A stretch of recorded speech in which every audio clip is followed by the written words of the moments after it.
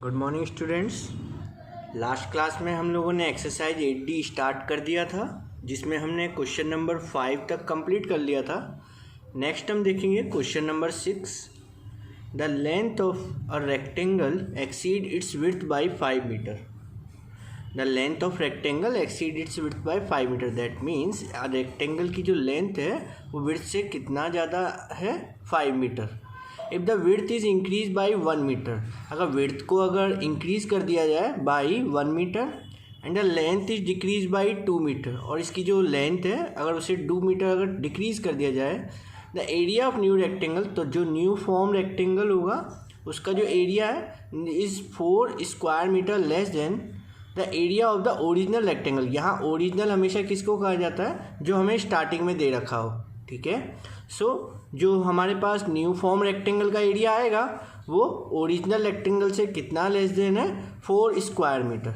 ठीक है, so find the dimension of the original rectangle. तो जो ओरिजिनल रेक्टेंगल है उसके डायमेंशंस क्या होंगे।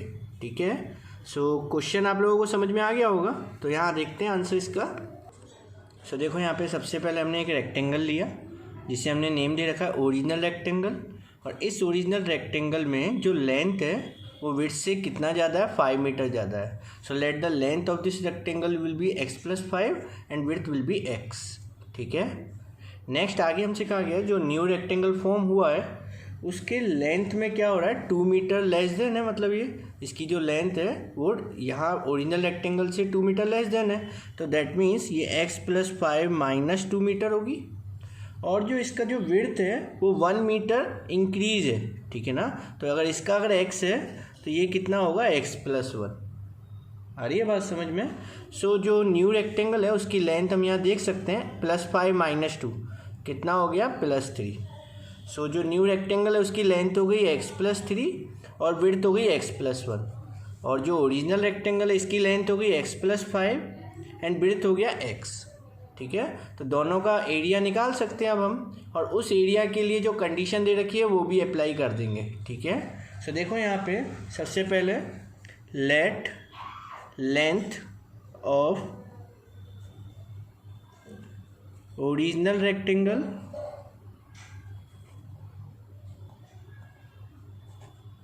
Is equal to x+5। ठीक है, सो विड्थ हमारे पास यहाँ क्या हो जाएगी, x। क्लियर। सिमिलर वे में यहाँ जो न्यू रेक्टेंगल है उसकी लेंथ क्या होगी, length of new rectangle will be x+3 and breadth of new rectangle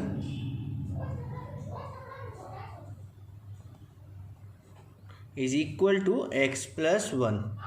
ठीक है, सो अब यहाँ पे हम इन दोनों के लिए एरिया फाइंड आउट कर सकते हैं। सो एरिया ऑफ ओरिजिनल रेक्टेंगल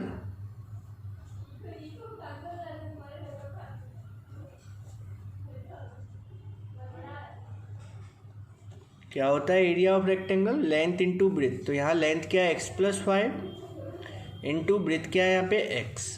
ठीक है, so area of original rectangle equal to x into x is x² plus x into 5 is 5x। ठीक है, so area of original rectangle हमारे पास निकल के आ गया x² प्लस 5x। अब इसी वे में हम लोग यहाँ पे न्यू रेक्टेंगल का एरिया निकाल लेते हैं। सो area of new rectangle same formula है, लेंथ इंटू ब्रेथ, सो x+3 इंटू x+1। क्लियर। सो यहाँ पर इसे भी हम लोग एक बार सॉल्व कर लेते हैं।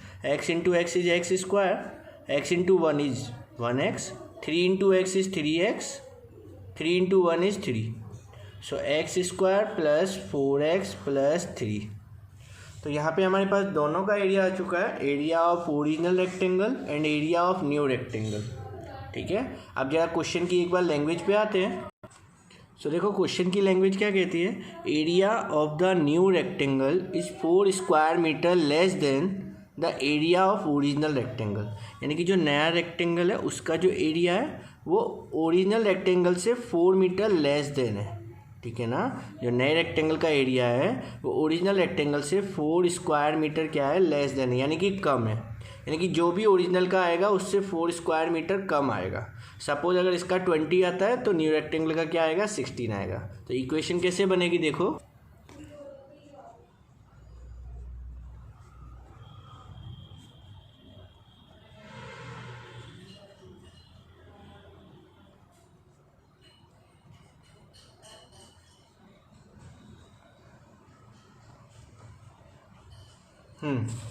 सो देखो यहाँ पे इस इक्वेशन कैसे बनेगी, area of new rectangle is equal to area of original rectangle minus 4। ठीक है, जो ओरिजिनल रेक्टेंगल का एरिया है उससे 4 मीटर क्या था, ये लेस देन था, तो area of original rectangle minus 4। अब दोनों का एरिया पुट कर देते हैं यहाँ पे।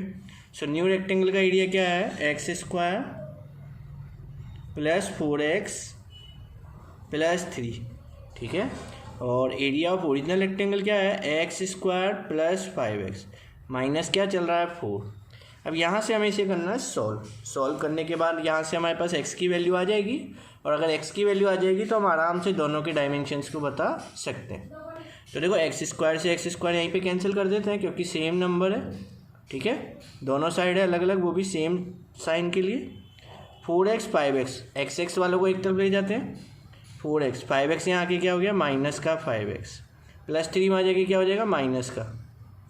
सो 4x minus 5x is minus x minus 4 minus 3 कितना हो गया, माइनस 7। नेगेटिव से नेगेटिव कैंसिल, x की वैल्यू कितनी आ गई, 7 मीटर। सो यहाँ हम देख सकते हैं x की वैल्यू हमारे पास आ चुकी है 7 मीटर। हमसे क्या पूछा गया था, dimension of original rectangle. So length of original rectangle will B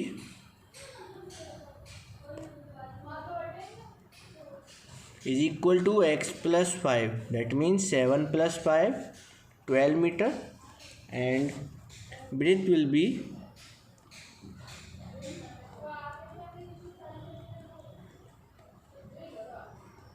x which is equal to 7 meter। सो हमारे पास लेंथ और ब्रेथ आ गए 12 मीटर एंड 7 मीटर।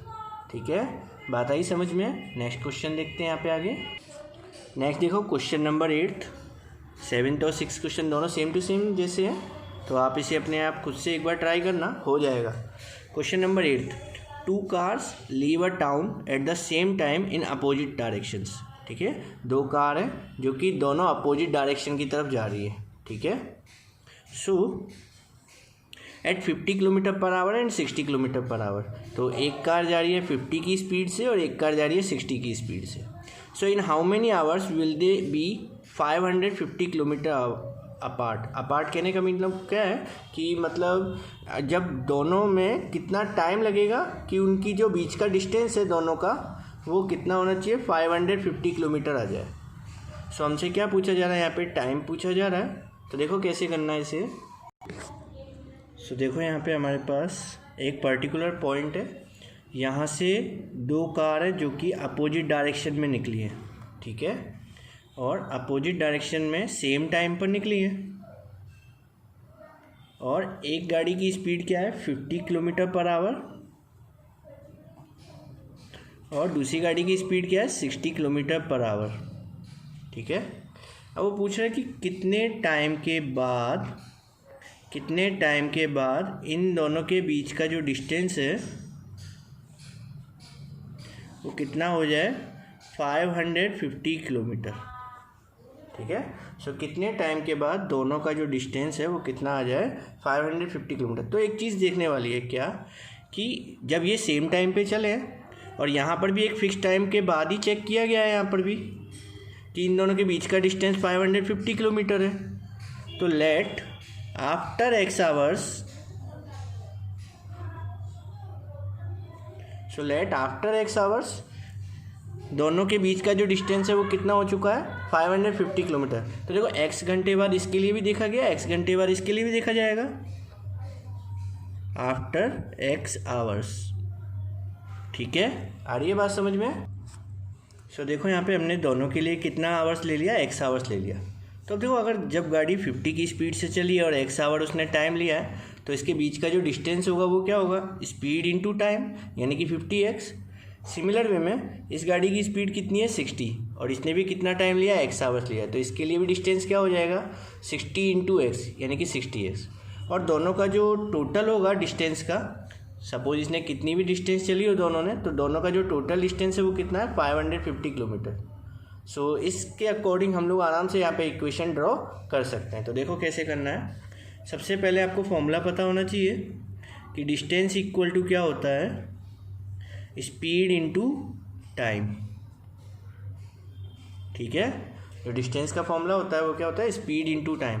आपको हमेशा ध्यान रखना है, जैसे आपको एक शॉर्ट में बस इतना सा ध्यान में रखना है, स्पीड इक्वल टू क्या होता है, डिस्टेंस अपॉन टाइम होता है। ये भी ध्यान रखने की जरूरत नहीं है, बस इतना ध्यान रख लेना कि स्पीड की यूनिट क्या होती है, kilometre per our.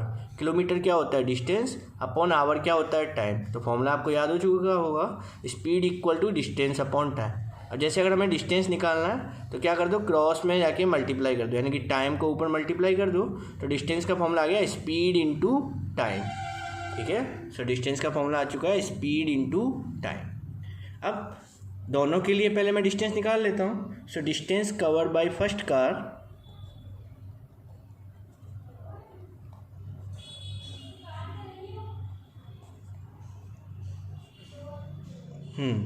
First car के थ्रू कितनी डिस्टेंस कवर होगी, स्पीड इनटू टाइम। ठीक है, सो स्पीड कितना है यहाँ पे 50 किलोमीटर पर आवर। अब एक चीज़ आपको हमेशा ध्यान में रखना है कि जो यूनिट होता है वो हमेशा हमें सेम रखना है। कहने का मतलब क्या है कि जब स्पीड किलोमीटर पर आवर में, तो टाइम भी किस में आना चाहिए, आवर्स में आना चाहिए। ठीक है, तभी आवर से आवर यूनिट कट होके ये 50 किलोमीटर रहेगा। सो 50 kilometre per our into time कितना लिया हमने यहाँ पे एक्स। सो 50 इंटू एक्स कितना हो गया, 50x किलोमीटर डिस्टेंस आ गई यहाँ पे हमारे पास। ठीक है, सिमिलर वे में distance cover by second car will be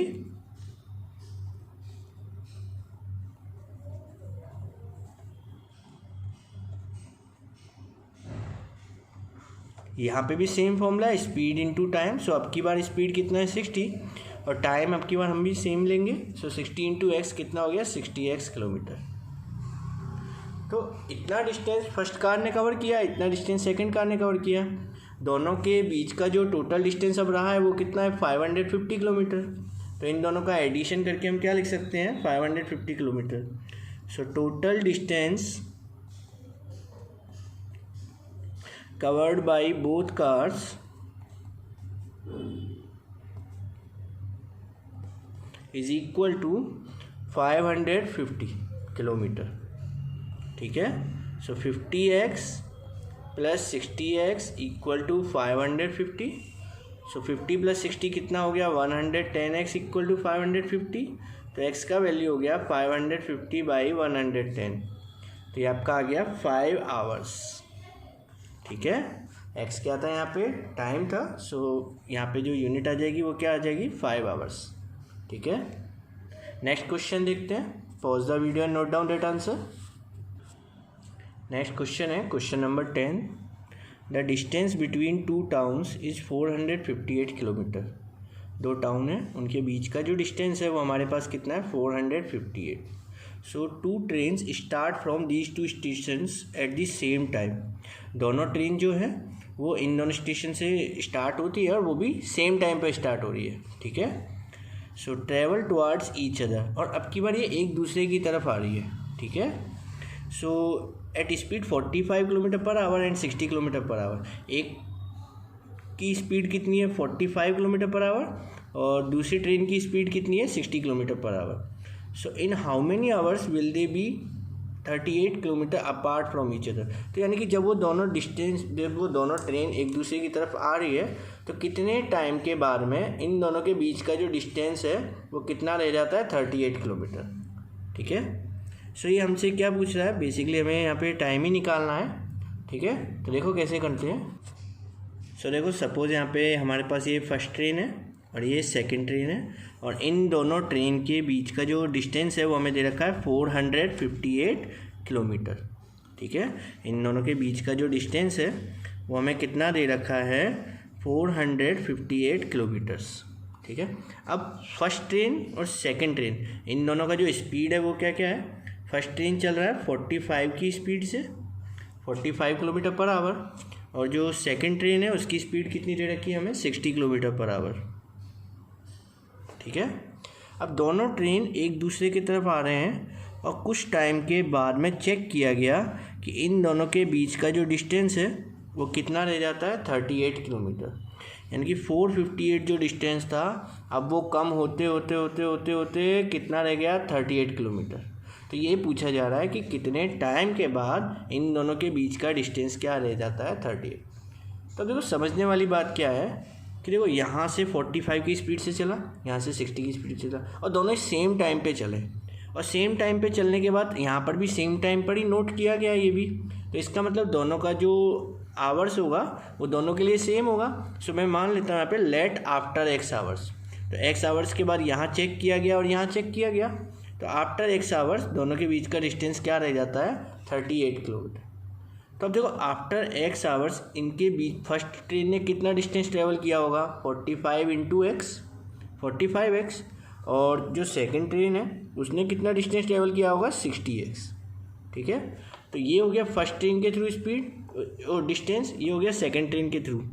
ठीक है, तो 45x प्लस 60x ये तो यहाँ पे डिस्टेंस हो गया 45x और 60x, ये डिस्टेंस आ गया हमारे पास फर्स्ट ट्रेन के थ्रू और सेकंड ट्रेन के थ्रू, और बीच का डिस्टेंस कितना रह गया 38 किलोमीटर।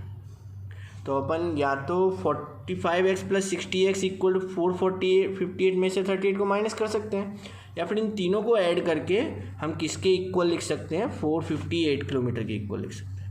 आ रही है बात समझ में, क्योंकि जो टोटल डिस्टेंस है वो तो 458 है। टोटल डिस्टेंस क्या है यहाँ पे 458, तो 45x प्लस 60x लिखेंगे तो 458 में से 38 को क्या करना पड़ेगा माइनस करना पड़ेगा, तभी ये वाली डिस्टेंस आएगी। तो देखो यहाँ पे आगे, so distance equal to formula क्या होता है स्पीड इंटू टाइम।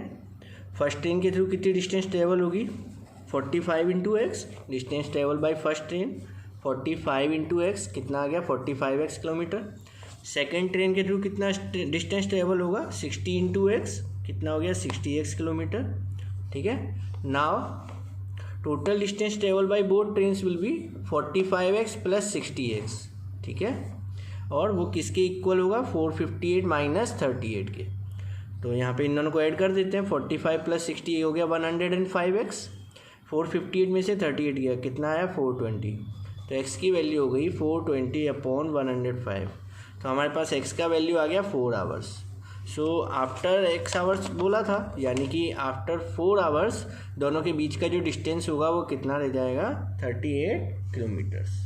आया बात समझ में। तो इसके जो क्वेश्चन नंबर 12 तक है वो आप लोग अब होमवर्क में कर लेना इसके लिए, और इसके अलावा इसमें जो भी डाउट है वो आप लोग पूछ सकते हो कॉल करके। Thank you very much.